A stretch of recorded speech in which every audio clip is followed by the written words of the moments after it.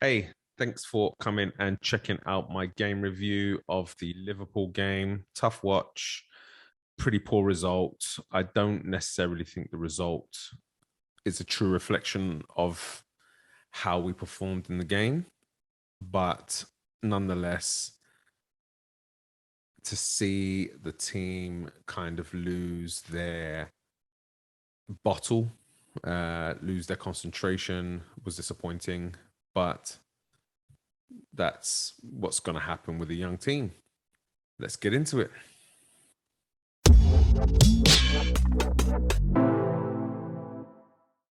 So looking at the lineup wasn't really anything different to what we've seen recently. In fact, you know, it's great that we've actually been able to keep the same lineup for an extended period of time.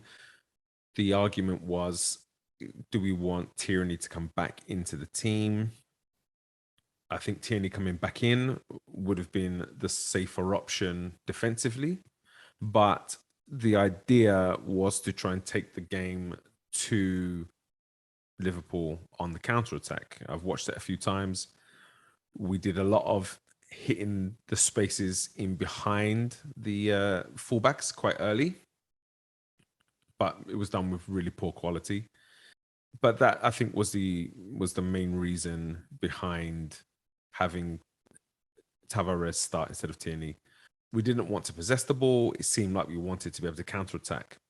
But then you've got Tavares who is able to go and recover consistently and constantly all game, which was an important factor as well in dealing with Salah. Other than that, the team was pretty much the same. The game was a funny old game. I think Arsenal did really well in the first half. We defended extremely well in terms of our positioning, our compactness. The 1v1 battles we did a really good job with. They got very little space in key areas to do anything with the ball and didn't really create much.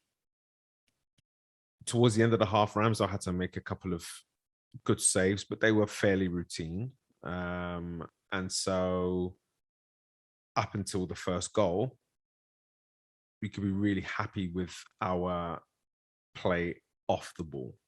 With the ball, I think we were quite poor. We didn't seem to want to build up in possession. There were no strings of passes or any periods of possession where we just looked to take this thing out of the game, go back into the keeper and just keep it, use the keeper as a pivot and move the ball across the field.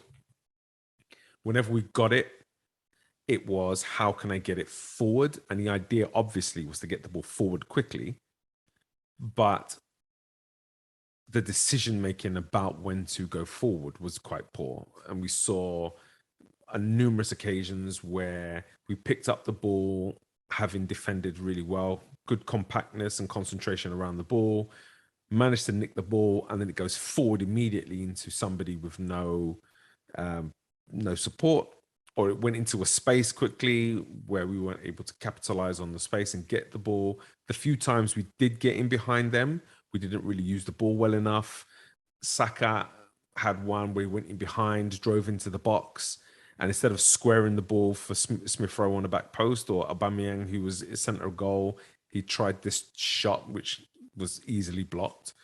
Another time when Aubameyang broke down the left hand side, came inside, and the goal ended up in an offside goal.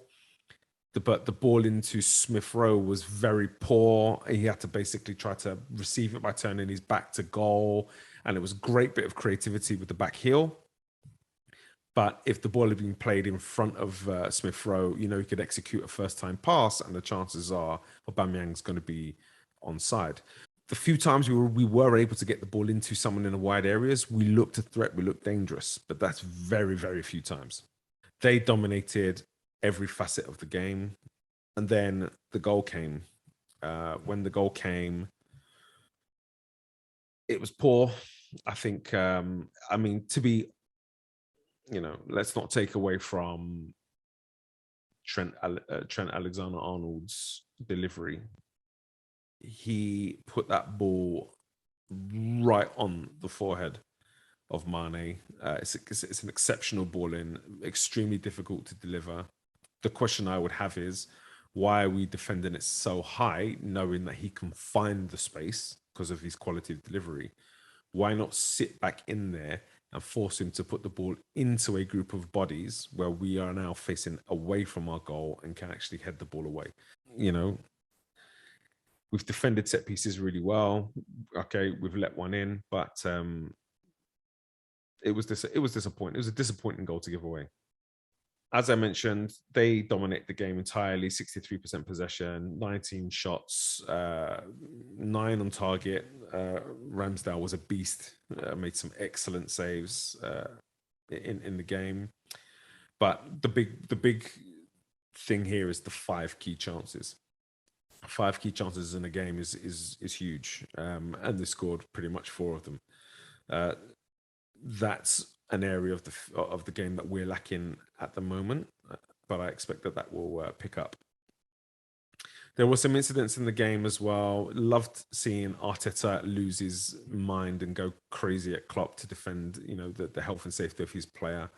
Mane has a habit all too well of going up for these balls with arms out and catching people in the face with arms, and the late tackle after the ball had already gone out was dangerous. You get somebody in the wrong way there, you do major damage. It's disappointing again just to see that players aren't being protected, but at the same time, it was great to see Arteta trying to defend his players and showing the cohesion between squad and manager by going after the person that's kind of questioning a tackle that could easily hurt somebody. Key performances on the day. I'm going to look at Lacazette first. Lacazette, I thought, had a decent game, very very isolated in his role, but was required to do a lot more defending than you want to see a player like Lacazette do. He, you can see by his heat map, he spent a lot of time defending his own box. Look at defending sort of edge of the box and that kind of thing, and didn't really get much into the game. Only 24 touches, but 2 key passes of those 24 touches, and when he was able to get the ball, he did some good things with the ball, looking to kind of stretch the opponent with his long balls, 50% of which were accurate. So I think all in all, he was probably one of the strongest performers of a weak bunch, to be honest. There weren't really many really good performances. I thought Gabriel as a second key performance was pretty good. Lots of touches on the ball with a really high pass completion rate of 84%. Again, his long passing was, fairly good, but in the key moments when there was a space available, we needed to get the ball into those spaces, he failed to deliver. However, his defending, 5 tackles, winning 7 out of 8 aerial duels was brilliant. I think defensively he was very strong, especially in the 1v1s, because he took care of Salah quite a lot. He's had a very good season. He's looking more fired up than I've seen him. He loves to put his body on the line, and that's what I like to see. I'm excited to see more of that moving forward. My player of the game today is Aaron Ramsdale. I don't think I have to say too much about that, to be honest. He made some pretty routine saves. In the first half, he had a pretty good save from a pullback that was hit by Salah. It was into his body, but he did a good job of making himself big. But then it's the reaction afterwards. It's the hands to keep the ball away from Salah. Salah's coming in to get it. He made another good save from Trent Alexander-Arnold, which was hit kind of right at him, but he managed to get fingertips and push it over the bar. The goals that were scored, there really wasn't much he could do, so no fault for him for sure. Generally, I think he did a good job. Kept us in the game, right up until that second goal was scored. So really pleased to have him at Arsenal. He's definitely showing his worth, and definitely showing his critics just exactly how important he is to us moving forward. The goals were probably the most disappointing thing about today. The first goal being a set piece, and while the set piece has been delivered very well, we should be able to deal with it. We should be able to deal with it much better. We can't allow a striker who is as deadly as Mane to be able to head a ball from the edge of the 6-yard box, or around the 6-yard box to score. That's just not good enough. We need to do better with that. The second goal is a very obvious mistake. And the second half, you could see Arsenal wanted to try to get a bit more of a foothold and control of the game. And so they started to keep possession of the ball more, started trying to play out of the back a lot more, take more risk, be a bit more brave. Tavares has just made, a terrible mistake in giving the ball to Jota. But then from there, Jota's got a lot of work to do, which he did, very, very well. Again, disappointing. And up until that second goal, I think we were doing okay. Needed to be better with the ball. But the second goal kind of killed it off, because we got into a situation now where at 2-0, we have to go after the game. And we left ourselves very open. The third goal, which is also my move of the game, again, a disjointed press. And this is the problem with it being 2-0. You have to abandon your game plan. You have to go after the game and chase the game. You could see forwards went pressing, midfield didn't quite go pressing, which left space. You break a line. Now the midfield's got to engage. Another pass breaks a line. And next thing you know, you're running at the back line. Way too easy. And Liverpool score lots of goals, deadly form. You give them a chance and they're going to take it. Really well worked goal. And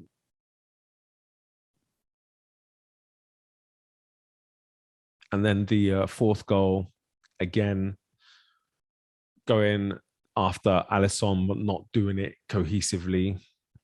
And again, they're just able to play through the lines way too quickly. It's a bit disappointing they didn't see the danger from Minamino on the back post early enough, where they maybe could have got back in and intercepted a pass to him. But again, the ball's gone from goalkeeper into our strikers very quickly, way too easy, because the press isn't being done in unison. Too much space, and you're going to get punished. I think after that second goal, we definitely allowed the inexperience, in our group to shine through a little bit too much. And that made the scoreline a bit harsh. But I think it's fair to say we are probably that distance from competing with, a team like Liverpool. So again, it's a great humbling. Sometimes you need to be humbled. It helps you kind of refocus and look to go again. Keeps you a bit, realistic with your expectations. I expect us fully to take the game to Newcastle next weekend and put them to the sword. So the move of the game is going to be the third goal scored by Liverpool. It's really well worked in that defenders play back into the goalkeeper a few times, which just kind of draws those strikers into feeling that they can go for it. But you can see that the team were deflated after that second goal. And so where after the second goal, Liverpool were then controlling the game for long periods of time, Arsenal then kind of start to switch off. And as we press Alisson just clips a lovely ball over into Tsimikas, who heads it on. I think there's a level of fortune with that header that he does. He basically runs onto the ball, heads it. I don't think he means to find Jota, but Jota, again, is on his toes, reacts first, onto the ball. White gets sucked right in with Mane because the ball into Tsimikas. Mane comes short to see if he can receive, and White goes with him, which allows Mane to spin in behind. The connecting header from Jota is an absolute beauty of a header, perfectly weighted in his path.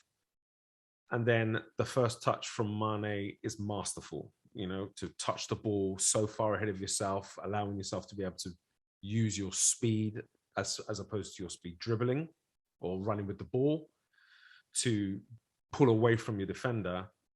I think Tavares made a little bit of a mistake going across to Mane to try to cut the pass out rather than staying with Salah on the back post, because of the angle that Mane created. Because of the angle that Mane created for himself with his touch, it'd have been a lot harder for him to score. But by Tavares coming across to try to make the tackle, it now turns out that it's an easy cross and a tap in for Salah. But, this is the inexperience. These are the things that you learn from. I'm sure Arteta will be pointing that out. And through that pointing out of the mistake, Tavares is automatically a better player. He'll be able to improve his decision-making in those situations moving forward. So looking at the league table, not too much damage has been done with the loss. We are in a similar position where we remain fifth. We're still within touching distance of everyone after 12 games. We're going into a patch now where we can look to really put some points on the board against teams who are kind of in and around us, but then also we have an opportunity to really go after some of these kind of smaller teams that we're playing and start to build a run again of games where we can start picking up points. I'm expecting from this point now also West Ham to start to drop away. Everton have already gone. Wolves, people are sleeping on Wolves at the moment. I said this in a tweet a few weeks ago. Wolves have been very good this season.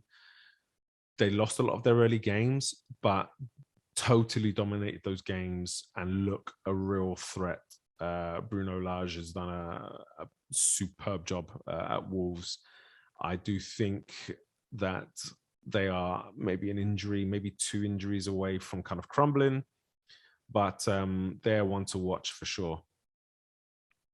Generally, though, I think with Man United having sacked Ole and looking to bring somebody in, which could give them a little bit of a bounce, I do think 5th place is what we're fighting for. I'm not going to change my mind on that unless we're able to put a real string of games together, where we can actually open up a lead in 4th place. But I think based on what I've seen, based on the character that's being shown by this group, I do think we're in a pretty good position. A lot has been made about this group and about how they aren't good enough. After 12 games, having lost 4 games, 3 of those games coming to the current top 3, I think it's safe to say that we are in a really good position, and I think there's definitely a fight for a 4th or 5th place finish. I'm banking on 5th at the moment, but you never know. If we can get a good enough run, anything can happen. Thanks for watching my video. If you like it, please thumbs up and share. If you haven't subscribed yet, please do subscribe. I'm going to be talking a little bit more about Arsenal's rejuvenation under Arteta, using some psychological points and psychological theory to explain some of the things that are happening. So make sure you subscribe and click on that bell to get notifications when new videos come out. and keep supporting. We've just come off the back of an 8-game unbeaten run in the Premier League. So let's get back to winning ways against Newcastle. Man United then is very winnable. We've got to be positive because the change in the atmosphere, the change in the environment, the change in everything at Arsenal is evident to anybody that wants to look. Thanks for listening. Thanks for watching. And as always, come on, you Gunners.